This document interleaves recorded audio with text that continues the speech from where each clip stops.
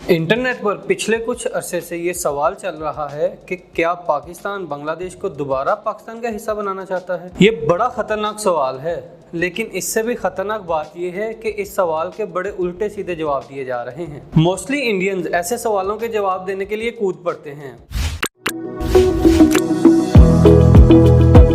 WhatsApp guys, अस्सलाम वालेकुम। तो कैसे हैं आप लोग? उम्मीद करता हूं सब खैरियत से होंगे। मैं हूं जुनेद अली और आप देख रहे हैं जुनेद अली ऑफिशियल। और सोशल मीडिया पे पिछले दिनों ये बात बहुत गर्दिश कर रही थी कि पाकिस्तान बांग्लादेश को दोबारा पाकिस्तान के साथ मिलाने लगा है, मतलब कि ईस्ट पाकिस्तान को दोबारा जो है वो शामिल करने लगा है। तो इसके बहुत उल्टे सीधे जवाब दिए जाने लगे और ख़ास करके इंडियन इसके जवाब देने के लिए फ़ौरन कूद पड़ते हैं। जब पाकिस्तान की बात हो रही है तो जवाब भी पाकिस्तान को ही देना चाहिए। तो आज का रिएक्शन जो है वो इसी वीडियो के ऊपर है। Well Pakistan make Bangladesh east Pakistan again. इसके बारे में एक पाकिस्तानी मीडिया का क्या कहना है, पाकिस्तान का मीडिया इसके ऊपर क्या कहता है, आज इसी हवाले से वीडियो है। और चलते हैं पाकिस्तान के मीडिया की तरफ के इसके बारे में जो सोशल मीडिया पे एक बात फैल रही थी इसके बारे में क्या कहता है। और वीडियो स्टार्ट करने से पहले आप दोस्तों से गुजारिश है, अगर आप चैनल पर नए हैं तो चैनल को सब्सक्राइब करें, साथ बने बेल आइकन को भी दबाएं ताकि आपको वीडियो का नोटिफिकेशन सबसे पहले मिलता रहे। चले वीडियो स्टार्ट करते हैं। 1 2 3 गो। इंटरनेट पर पिछले कुछ अरसे से ये सवाल चल रहा है कि क्या पाकिस्तान बांग्लादेश को दोबारा पाकिस्तान का हिस्सा बनाना चाहता है। ये बड़ा खतरनाक सवाल है, लेकिन इससे भी खतरनाक बात यह है कि इस सवाल के बड़े उल्टे सीधे जवाब दिए जा रहे हैं। मोस्टली इंडियंस ऐसे सवालों के जवाब देने के लिए कूद पड़ते हैं और मामला को खराब कर देते हैं। क्योंकि सवाल पाकिस्तान के बारे में है तो इसलिए जवाब भी पाकिस्तानियों को देना चाहिए। इसलिए हमने सोचा कि इस बात को क्लियर कर ही दें कि पाकिस्तान के बांग्लादेश के बारे में क्या ख्यालात हैं। मैं वीडियो के असल सवाल का जवाब थोड़ी देर में देता हूँ, लेकिन उससे पहले ये ज़रूरी है कि हम ईस्ट पाकिस्तान यानी मशरकी पाकिस्तान और वेस्ट पाकिस्तान यानी मगरबी पाकिस्तान का क्रैश कोर्स कर लें। जब पाकिस्तान बना था तब पाकिस्तान के दो हिस्से थे, मशरकी पाकिस्तान जो आज बांग्लादेश बन चुका है और दूसरा था मगरबी पाकिस्तान जो आज पाकिस्तान है। बंगाल के लोगों का भी पाकिस्तान बनाने में इतना ही अहम किरदार है जितना बाकी लोगों का। पाकिस्तान बनाने वाली जमात मुस्लिम लीग ढाका में बनाई गई थी। 23 मार्च 1940 को पेश की गई करारदाद, जिसे हम सब करारदाद पाकिस्तान कहते हैं, वो एक बंगाली AK फजलुल हक ने लिखी और पेश की थी। तहरीक पाकिस्तान के बहुत बड़े बड़े रहनुमा बंगाली थे, मसलन ख्वाजा नाज़मुद्दीन, मोहम्मद अली बोगरा, नूरुल अमीन, हुसैन शहीद सहरवर्दी वगैरह। ये सब पाकिस्तान के वज़ीर आज़म भी बने। इनके अलावा भी बंगाल से पाकिस्तान के बहुत से लेजेंड्स हैं, मसलन सैफुल आज़म वो फाइटर पायलट हैं जिन्होंने 3 इसराइली जहाज मार गिराए थे। फ्लाइंग एस MM आलम भी बिहारी थे, लेकिन बंगाल में रहते थे, बंगाली बोलते थे और ईस्ट पाकिस्तान से ही फौज में आए थे। पाकिस्तान के पहले pop star Alamgir, film star Shabnam और डॉन अखबार के पहले एडिटर अल्ताफ़ हुसैन, जिनका अल्ताफ़ भाई से कोई ताल्लुक नहीं, सब बंगाली थे। यानी पाकिस्तान को बनाने और पाकिस्तान को चलाने में बंगाल के लोगों का बहुत बड़ा हाथ है। लेकिन यहाँ पर सवाल ये पैदा होता है कि सब ठीक चल रहा था तो फिर अलग मुल्क बनाने की ज़रूरत क्यों पेश आई। पाकिस्तान यानी मगरबी और मशरकी पाकिस्तान बने तो इस्लाम के नाम पर थे और पाकिस्तान के दोनों हिस्सों में ज़्यादा आबादी मुसलमानों की थी, इसलिए एक ही तहरीक चली और एक ही मुल्क बन गया। लेकिन दोनों कौमों के रहन सहन में बहुत बड़ा फ़र्क था और ज़ुबानें तो बिल्कुल नहीं मिलती थी। कौम तो एक ज़ुबान से बनती है ना। शायद आज हम कहें कि एक कौम होने के लिए एक ज़ुबान की ज़रूरत नहीं। कनाडा में 2 ज़ुबानें बोली जाती हैं, लेकिन हम सारे कैनेडियंस को एक ही कौम मानेंगे ना। भारत में 100 से ज़्यादा ज़ुबानें बोली जाती हैं, लेकिन क्या हम कह सकते हैं कि सब भारतीय एक कौम नहीं। नेशनल सर्वे ऑफ पाकिस्तान के मुताबिक पाकिस्तान में 74 ज़ुबानें बोली जाती हैं और इनके 300 से ज़्यादा लहजे हैं। क्या हम कह सकते हैं कि पाकिस्तानी एक कौम है, या हम यूँ भी कह सकते हैं कि पठान एक कौम, सिंधी एक, बलोची एक और पंजाबी एक कौम है। जब पाकिस्तान बना तो कायदे आज़म के सामने भी यही मसला आया कि सब लोग क्या अपनी अपनी ज़ुबान बोलेंगे। बोलने में तो कोई हर्ज नहीं, लेकिन अदालतों के फैसले किस ज़ुबान में होंगे। सड़कों पर लगे साइन बोर्ड और माइलस्टोन, स्कूलों की तालीम और कौमी तराना वगैरह किस ज़ुबान में होंगे। नेशनल TV और रेडियो पाकिस्तान किस ज़ुबान में होगा। सारे मुल्क के लोग जब आपस में बात करना चाहेंगे तो वो ऐसी कौन सी जुबान होगी जो सबको समझ आ जाएगी। कायदे-ए-आज़म ने फैसला किया कि वो जुबान उर्दू होगी, क्योंकि ये इस इलाके की वाहिद जुबान थी जो किसी एक कौम की जुबान नहीं थी। ये नहीं कहा जा सकता था कि ये पंजाबियों की या पठानों या सिंधियों की या बलोचों की जुबान है। खुद कायदे-ए-आज़म के लिए भी उर्दू बोलना मुश्किल था और पढ़ना तो नामुमकिन, लेकिन फिर भी वो अपने ऊपर भी उर्दू मुसल्लत करते रहे और फिर एक कौम बनाने की खातिर उन्होंने उर्दू जुबान को कौमी जुबान बनाने का अज़्म किया। 21 मार्च 1948 को कायदे-ए-आज़म ने मशरकी पाकिस्तान के कैपिटल ढाका में खिताब करते हुए ऐलान किया कि पाकिस्तान की कौमी जुबान उर्दू और सिर्फ उर्दू होगी। साथ ही कायद ने यह भी कहा कि जब तक हमारे सब लोगों के दरमियान राब्ते की एक जुबान नहीं होगी, मुल्क आगे नहीं बढ़ेगा। लेकिन मसला ये था कि मगरबी पाकिस्तान के पंजाबियों, पठानों, सिंधियों और बलोचों के लिए ये कोई अजीब बात नहीं थी। यहाँ पर तो पहले भी उर्दू बोली जाती थी, लेकिन बंगालियों को उर्दू की अलिफ-बे भी नहीं आती थी। उनको तो अच्छी खासी मुसीबत पड़ गई।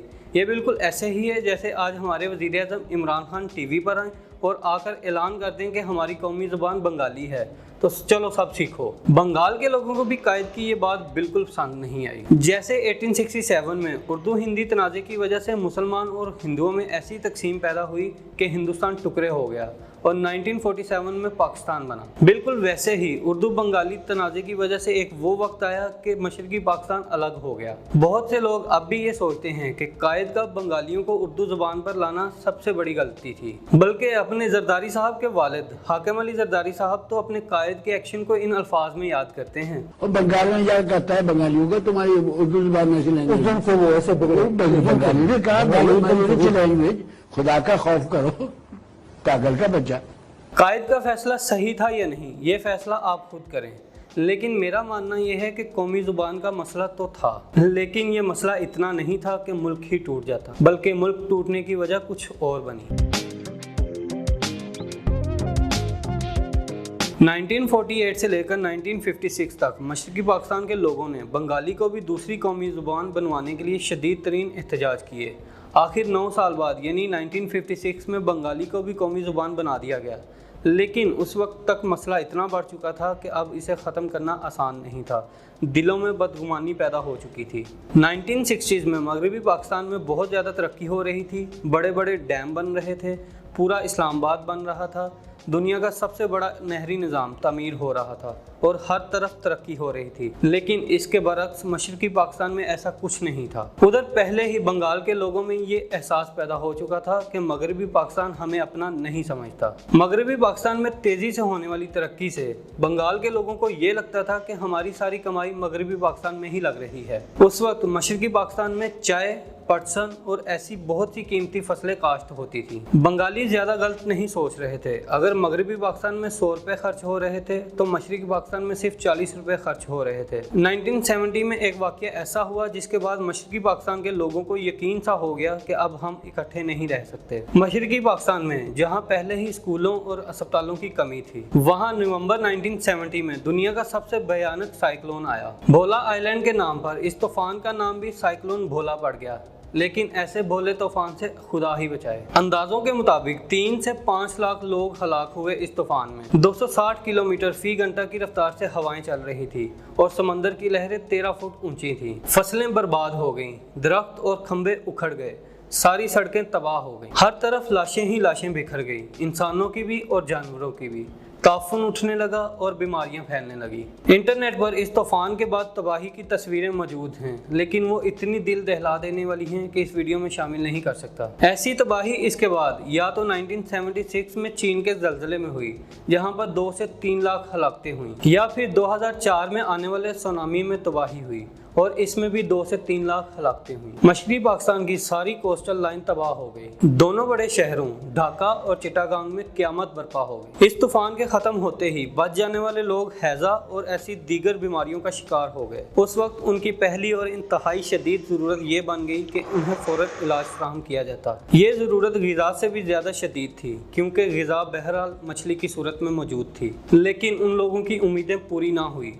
और लोग बीमारी से मरने लगे, मायूसी छाने लगी। चंद दिन में ये मायूसी गुस्से में बदलने लगी। तूफान के खत्म होने के तकरीबन 10 दिन बाद बंगाल के एक बड़े रहनुमा मौलाना भाषानी ने 50,000 लोगों के एक जलसे में शदीद गुस्सीली तकरीर की, जिसमें सदर यहिया खान से इस्तीफे का मुतालबा कर दिया। सारे बंगाली लीडर और अवाम शदीद गुस्से में इसलिए आए क्योंकि हुकूमत पाकिस्तान का रिलीफ एफर्ट बहुत ही कम था। होना तो ये चाहिए था कि मगरबी पाकिस्तान अपना हर खर्च रोक देता और सारा पैसा डॉक्टर्स, मोबाइल, अस्पताल, खेमे और अनाज वगैरह सारे बंगाल में भेज देता और ये साबित करता कि हम वाकई ही बंगाल को अपना समझते हैं। थोड़ा बहुत रिलीफ एफर्ट तो हो रहा था, लेकिन बिल्कुल कम, ऐसा बिल्कुल नहीं जैसे कि होना चाहिए था। नतीजा ये हुआ कि बीमारियां फूट पड़ी और जिन बेचारों का सब कुछ तूफान में बर्बाद हो चुका था वो पैसे को मोहताज हो गए और इनके लिए खाने पीने की भी शदीद शॉर्टेज हो गई, यानी हर मामले में काम खराब ही होता चला गया। दूसरी तरफ इस्लामाबाद में सदर पाकिस्तान जनरल यहिया खान को शराब और शबाब से ही फुर्सत नहीं थी।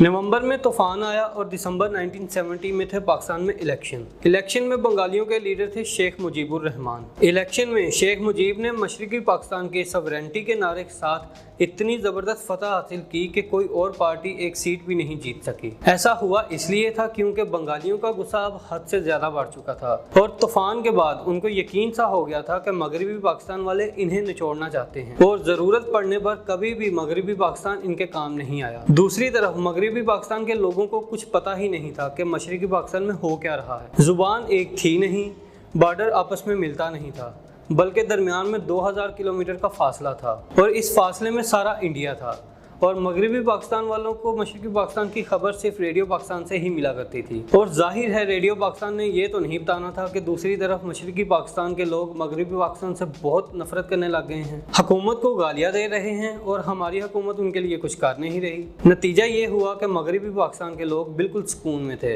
ना यहाँ कोई तूफान आया था और तरक्की भी बहुत हो रही थी। इलेक्शन के बाद असूलन तो हुकूमत मिलनी चाहिए थी शेख मुजीब को क्योंकि उन्होंने इलेक्शन जीता था, लेकिन अब मगरबी पाकिस्तान की इस्टेब्लिशमेंट जिसमें सारी ब्यूरोक्रेसी भी शामिल थी, उन्हें डर लगने लगा कि शेख साहब तो हुकूमत में आकर अगले पिछले सारे हिसाब बराबर करेंगे। दूसरी तरफ भुट्टो साहब ने आसमान सर पर उठा लिया कि शेख मुजीब पाकिस्तान से मोहब्बत नहीं करता, इसलिए सारे पाकिस्तान की हुकूमत नहीं देनी। शेख मुजीब भी गुस्से में आ गए। बंगाल में पहले ही शेख साहब की हुकूमत थी, उन्होंने सूबे की हुकूमत ठप कर दी। सारे मशरकी पाकिस्तान में हड़ताल हो गई। इस पर शेख मुजीब के खिलाफ वारंट जारी हो गए। मगरबी पाकिस्तान के लीडर्स ने फैसला कर लिया कि कुछ हो जाए, शेख साहब चाहे सबसे ज़्यादा सीटें जीतें, उन्हें हुकूमत नहीं देनी। साथ ही मार्च 1971 में यहिया खान ने मशरकी पाकिस्तान में एहतजाज और हड़ताल ख़त्म करवाने के लिए फौजी ऑपरेशन शुरू करवा दिया। दूसरी तरफ इंडिया बैठा सारे हालात देख रहा था। उन्हें एहसास हुआ कि इस वक्त बंगाली इतने शदीद गुस्से में हैं कि अपनी ही फौज से लड़ने के लिए तैयार बैठे हुए हैं। भारत ने अपनी फौजें मशरकी पाकिस्तान में दाखिल कर दी। जब अपने अवाम ही खिलाफ हुए पड़े हों तो आप इन्हें डिफेंड क्या करेंगे। नतीजा ये निकला कि दिसंबर 1971 में पाकिस्तान की फौजों ने भारत की फौजों के सामने हथियार डाल दिए और हार मान ली। भारत ने पाकिस्तान के 90,000 फौजी गिरफ्तार कर लिए। ये पाकिस्तान की तारीख का सबसे स्याह दौर था। जब ये सब कुछ हो गया तब मगरबी पाकिस्तान के लोगों को पता चला कि होता क्या रहा है, लेकिन उस वक्त बहुत देर हो गई थी। अब आते हैं अपने असल सवाल की तरफ। क्या पाकिस्तान दोबारा बांग्लादेश को ईस्ट पाकिस्तान बनाना चाहता है? ऐसा बिल्कुल नहीं है, क्योंकि पाकिस्तान अब ये समझता है कि अगर वो साइक्लोन ना भी आता और भारत अपनी फौजें दाखिल ना भी करता तब भी बांग्लादेश के साथ मिलकर चलना बड़ा मुश्किल था। आधा मुल्क एक तरफ और आधा मुल्क एक तरफ और दरमियान में 2000 किलोमीटर का फासला, जहां पर एक ऐसा मुल्क है जिससे आपकी दुश्मनी है। ये मुल्क अगर चलता भी तो सिर्फ कन्फेडरेशन में चल सकता था। कन्फेडरेशन की मिसाल यूके है। इसमें इंग्लैंड, स्कॉटलैंड, वेल्स और शुमाली आयरलैंड 4 रियासतें शामिल हैं। इनमें सिर्फ करेंसी और फौज मुश्तरका है, बाकी हर इलेक्शन, हुकूमत और पॉलिसी अपनी अपनी। पाकिस्तान को शुरू से ही इस असूल पर बनाना चाहिए था। हमारा मतलब ये है कि आज पाकिस्तानी अवाम भी बांग्लादेश की सॉवरेनिटी के हक में है, जिसकी वजह भी सीधी सादी है। आज भी दोनों ममालिक में सिवाय मजहब के कुछ भी एक जैसा नहीं है। लोगों के दरमियान कम्युनिकेशन गैप भी बहुत बड़ा है। अलग इन्वायरमेंट, अलग रहन सहन,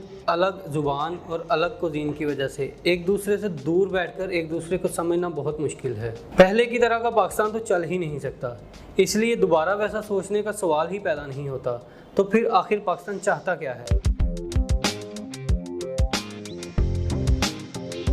जब बांग्लादेश अलग हो गया और मगरबी पाकिस्तान के लोगों को पता चल गया कि क्या कुछ होता रहा, तो मगरबी पाकिस्तान के लोगों ने बड़ी कोशिश की कि हालात नॉर्मल हो जाएं और अगर हो सके तो बाकायदा दोस्ती हो जाए, क्योंकि कभी हम भाई भाई थे। और अब यही पाकिस्तान भी चाहता है कि बांग्लादेश से बहुत करीबी दोस्ती हो, लेकिन दोनों मुल्क अपना अपना अलग मुल्क अपने अपने हिसाब से चलाएं। दोनों मुल्क अपने अपने एक्सपीरियंसेस शेयर करें, एक दूसरे को नॉलेज दें, एक दूसरे से फ़ायदा उठाएं, लेकिन बहरहाल अलग अलग मुल्क ही रहें। अच्छा, जाते जाते एक मज़े की बात बताता जाऊँ। शायद आपने कुरतुल ऐन बलोच का वो गाना सुना हो, हम सफ़र। वो हम सफ़र था। वो नज़म नसीर तुराबी ने उस वक्त लिखी जब मशरकी पाकिस्तान अलग हुआ, यानी वो नज़म मशरकी पाकिस्तान के नाम थी। आप इस बात को जहन में रखते हुए वो गाना एक बार फिर गौर से सुनिएगा। अभी के लिए मुझे इजाज़त दें, मिलते हैं अगली वीडियो में। तो जी, ये थी वीडियो और बहुत अच्छी भाई ने बातें की। और सोशल मीडिया पे एक कैंपेन चली थी कि बांग्लादेश दोबारा से पाकिस्तान के साथ मिलने वाला है और पाकिस्तान जो है वो फिर से एक होने वाला है। तो इसका जवाब बहुत उल्टे पुल्टे दिए किसी इंडियन ने। तो उसके बाद भाई ने एक वीडियो बना दी और ये बताने की कोशिश की कि दरअसल होता क्या रहा, और सभी पूरी हिस्ट्री जो है वो अपनी एक ही वीडियो में उन्होंने कंप्लीट की है। और कुछ चीज़ें थी जो नहीं शामिल हुई, और हो सकता है कि कुछ चीज़ें शामिल करना भूल गई हों या कर ना सकी हों। इतनी बड़ी वीडियो थी और हर चीज़ के पहलू के अंदर जाके उन्होंने चीज़ बताई है। और पहला जो मेन इशू था वो ज़ुबान का था, बाद में उसको हल कर लिया गया। आज भी पाकिस्तान की ओल्ड करेंसी निकालें तो उसके ऊपर बंगला ज़ुबान लिखी होती है, पासपोर्ट निकालें तो बंगला ज़ुबान लिखी होती है। अगर आप और भी काफ़ी चीज़ें देखें तो उसके अंदर बंगला ज़ुबान को ऐड कर लिया गया था। ये मसला हल हो चुका था। उसके बाद सबसे मेन जो चीज़ इसने कही गई है वो बहुत कम लोग जानते हैं, जो बोला साइक्लोन आया था और बांग्लादेश के अंदर 2 से 3 लाख जो इसके अंदर जो है वो शहादतें हुई और मर्डर हो गए, फौत हो गए। तो इसके बाद शदीद गमो गुस्सा इस पाकिस्तान के बारे में पाया जाने लगा, क्योंकि इधर रिलीफ के काम को बंद ना किया गया और वहाँ पे इमदादी काम बहुत कम थे, मतलब कि ना होने के बराबर थे। तो जाहिर बात है यार, जब भी किसी के साथ नाइंसाफ़ी होगी, जब भी किसी को जो ज़रूरत है वो पूरी ना की जाए होगी, तो वो कैसे आपके साथ रहेगा। एक छोटी सी मिसाल ले लें, अगर आपके पास कोई मुलाजम भी काम करता है, अगर आप उसको टाइम पे तनख्वाह नहीं देंगे, आप उसको खाना नहीं देंगे, आप उसको घर नहीं देंगे, आप उसको गुजारे के लिए बिस्तर नहीं देंगे, आप उसको कैसे काम करवाएंगे? बताएं मुझे, किस तरह से वो आपके साथ काम करेगा? अगर आप उसकी ज़रूरत की चीज़ें आप उसको नहीं देंगे तो वो कैसे काम करेगा? अगर वो बीमार हो जाए, आप उसको पैसे ना दें, आप उसको दवाई ना लेके दें, डॉक्टर के पास ना लेके जाएं, टेस्ट ना करवाएं, इलाज ना करवाएं, और आप उसको बोलें कि चलो भाई काम करते रहो, तो वो कैसे करेगा? यही मेन चीज़ थी। बोला साइक्लोन आने के बाद इतनी बड़ी तादाद की डेथ के बाद वहाँ पे बीमारियाँ फूट पड़ी और लोगों में एहसास महरूमी पाए जाने लगा। उसके बाद जो मेन रवैया था इनका, वहाँ पे कुछ भी होता, गमो गुस्से का इजहार किया जाता तो उनको साइड पे लगाने के लिए वहाँ पे उनको अरेस्ट किया जाता, उनको जेलों के अंदर जो है वो धकेल दिया जाता, हक की आवाज़ को दबाने की कोशिश की जाती। ये बहुत बड़ा एक गलत बात थी और कोई भी शख्स इसके हक में नहीं होगा। हमेशा अगर किसी का एहसास करना है तो उसकी जगह पे खुद को रख के देखो, फिर आपको पता चलेगा उसके दर्द का कि उसको कितनी तकलीफ है या उसका दर्द कितना बड़ा था। जब तक हम लोग अपने आप को इन जैसा नहीं समझेंगे, हम लोग कभी भी तरक्की नहीं कर सकेंगे। यही चीज़ है, अपने मुलाजिम के साथ खुद को भी मुलाजिम समझ के उसके साथ भलाई करो कि अगर मैं इसकी जगह पे होता तो मेरे साथ ऐसा होता तो मुझे कैसा लगता। अगर इस चीज़ को आगे रख लिया जाए तो सभी चीज़ वाज़े हो जाती है और आप कभी भी किसी के साथ कुछ भी गलत नहीं करोगे। और यही चीज़ थी मेन। और साइक्लोन आने के बाद इतनी बड़ी तादाद में डेथ के बाद रिलीफ का काम ना होने के बराबर था और ऊपर से इलेक्शन थे, अवाम का शदीद गम गुस्सा पाया जाने लगा। और जैसे ही इंतखाबात हुए, शेख मुजीबुर रहमान ने क्लीन स्वीप किया, वहाँ से पूरी सीटें जीत ली, तकरीबन 160 सीटें अकेले जीत गए। और सीट जीतने के बाद तो ये बनता था कि उसको गवर्नमेंट दे दी जाती, लेकिन हड दर्मी देखें कि ताकत का जो नशा था वो इस तरह से सर पे चढ़ा हुआ था कि छोड़ बातें दें। और शेख मुजीबुर रहमान को इक़्तिदार तो देना ही चाहिए था। जमहूरियत नाम ही इसी चीज़ का है, जमहूरियत को मानने वालों को ये करना चाहिए था, अगर वो कैसा भी था, लेकिन अगर वो पाकिस्तान के हक में था या नहीं था। आज के पाकिस्तान के हक के कितने हुक्मरान मौजूद हैं ये मुझे बता दें। आप जो भी माजी में गुजर गए हैं, नए आने वाले को तो गालियाँ देती हैं, जब वो गुजर जाता है ऊपर से नया आता है, पुराने वाला ठीक हो जाता है, नए वाला फिर गंदा हो जाता है। पहले जरदारी की हुकूमत थी तो मुशर्रफ को अच्छा कहते थे, जब नवाज शरीफ को आई तो जरदारी को अच्छा बोलने लगे। हम लोग उसी हुकूमत के अंगेस्ट हो जाते हैं जो इक़्तिदार के अंदर होती है, और उसके जाने के बाद जैसे ही महंगाई होती है पिछली को अच्छा और अगली को बुरा बोलना शुरू हो जाते हैं। तो यही एक मेन चीज़ थी कि हम लोगों ने उधर जो एहसास महरूमी रखा वो बहुत बुरी चीज़ थी, और ऊपर से जो सर पे आसमान उठा लिया कि उधर को हुकूमत नहीं देंगे। इससे पहले भी तो वज़ीर आज़म वहाँ से बनते रहे हैं, इससे पहले भी तो कई बंगाली ओहदों पे रहे हैं, इससे पहले भी तो बंगाली लोग जो है वो वज़ीर आज़म बनते रहे हैं पाकिस्तान के। शेख मुजीबुर रहमान से ही क्या मसला बन गया? अगर इसको गवर्नमेंट दे दी जाती तो वो कोई भी फैसले करता, आखिर उसके खिलाफ भी तो खड़े होने वाले लोग मौजूद थे। अगर उसको गवर्नमेंट दे जाती तो शायद वो पाकिस्तान के अच्छे फैसले कर पाते, शायद जो आज हालात हैं इससे बेहतर भी हो सकते थे, लेकिन ऐसा नहीं हुआ। और उसके बाद जो है वो वहाँ पे ऑपरेशन स्टार्ट कर दिया गया। इंडिया तो हमेशा ही इसी ताक में रहा कि कैसे ही पाकिस्तान गलती करे और हम लोग इसकी गर्दन से पकड़ें, तो यही हुआ और इंडिया ने वहाँ पे भी जंग लगा दी। 1971 में पाकिस्तान ने दो चैलेंजेस दरपेश थे, एक बंगालियों की नफरत और दूसरे नंबर पे बंगालियों का पाकिस्तान के खिलाफ लड़ना।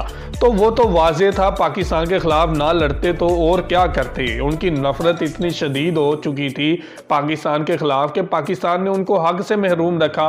तो उसके बाद बिल आखिर ये वतन दो टुकड़ों में तकसीम हुआ। तो बहुत ही ज़्यादा गम और गुस्सा जो उस टाइम पे पाया जाता था बंगालियों में, अगर उसको कम कर लिया जाता, अगर उनके जो ज़रूरियात थी पूरी कर दी जाती, अगर तब उन लोगों को समझ लिया जाता तो शायद आज टाइम कुछ और होता। तो ये था आज का रिएक्शन। आप इस रिएक्शन के बारे में क्या कहना चाहती हैं ज़रूर कमेंट करके हमें बताइएगा। बहुत शुक्रिया।